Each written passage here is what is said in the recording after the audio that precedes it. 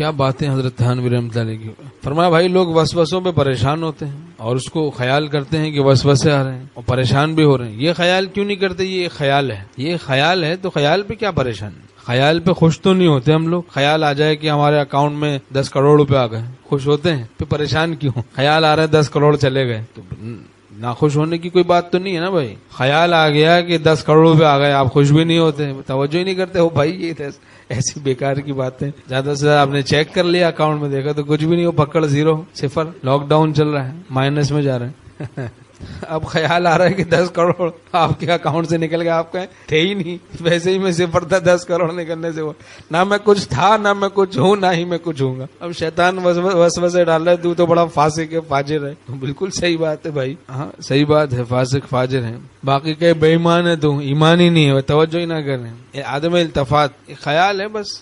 ہاں عدم التفات، وسوسوں کا علاج ہے عدم التفات، توجہ ہی نہ کریں، توجہ ہی نہ کریں.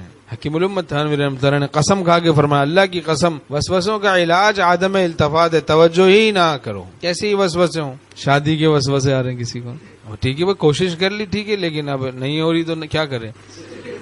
کیا کرے گا؟ پریشان ہوگا. پریشان ہونے کی بات ہی نہیں. اللہ کی مرضی پر راضی رہے. جو اللہ کے تعلق میں مخل ہیں، جو باتیں خیالات، ان پہ عدم التفات کرے. نوکری تلاش کرے بس، لیکن اس کے بس وسوسے آ رہے ہیں کہ اب کیا ہوگا، اب کیا ہوگا، بس توجہ نہ کریں. الشیطان یعدکم الفقر ویأمرکم بالفحشاء.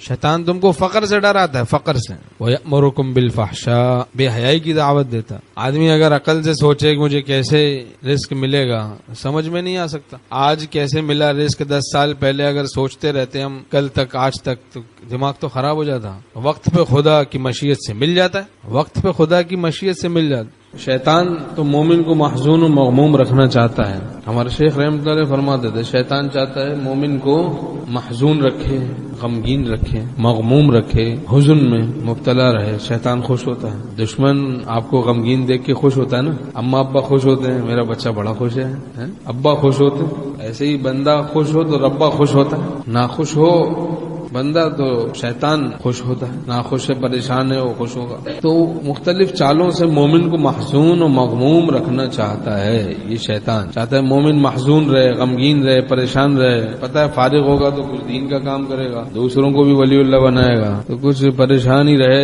بس ریزرو رہے، اپنے میں رہے، بس زیادہ ادھر ادھر بھاگ دوڑ نہ کرے دین کے لیے. ایک دفعہ ہمارے حضرت والا میر صاحب رحمہ اللہ نے یہ بات فرمائی ہم سے کہ دین کے کام میں خلل ڈالنے کے لیے کبھی شیطان وسوسے ڈالتا ہے، وسوسوں کا ہجوم ہے، تاکہ دین کا کام جو کر رہا ہے اس کو چھوڑ دے، ڈر کے چھوڑ دے، یا کسی ایسے پریشان ہو کے چھوڑ دے. میں وہ چلتے رہنا چاہیے اللہ کے راستے، اللہ کے بھروسے پر. ومن یتوکل علی اللہ فہو حسبہ، جو اللہ پہ بھروسہ کر بیٹھے اللہ اس کے لیے کافی ہے. تیرے عشق میں کوہ غم کا پہاڑ، تیرے عشق میں کوہ غم سر پہ لیا جو ہو سو ہو، عیش و نشاط زندگی چھوڑ دیا جو ہو سو ہو.